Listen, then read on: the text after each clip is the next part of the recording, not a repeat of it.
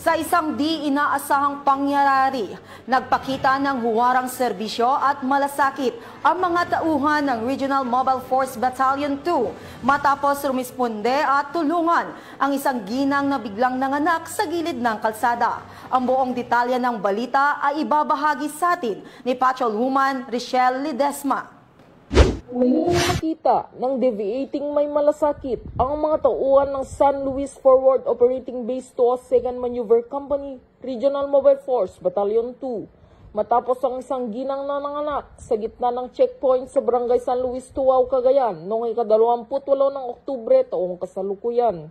Habang nagsasagawa ng checkpoint operation, ang mga kapulisan ng nabanggit na unit, isang kulong-kulong tricycle ang huminto sa checkpoint. Nalulan si Ginang Natalie Z. Cabunag, 21 anyos, residente ng nasabing barangay, kasama ang kanyang asawa na si Ginoong Daniel R. Bumatay, 26 na anyos. Habang nakikipag-usap ang mga kapulisan sa mag-asawa ay bigla na lamang ininda ni Ginang Cabunag ang matinding pananakit at nagsimulang manganak.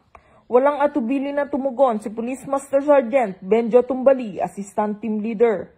At maingat na tinulungan ang ginang sa kanyang panganganak, ligtas na nailuwal ng ginang ang isang malusog na sanggol bandang alas 3:38 ng madaling araw. Kaagad din dinalang mag-ina sa Bulaga District Hospital para sa kaukulang medical na atensyon. Ayon sa ulat, nasa ligtas at maayos na kalagayan ang mag-ina.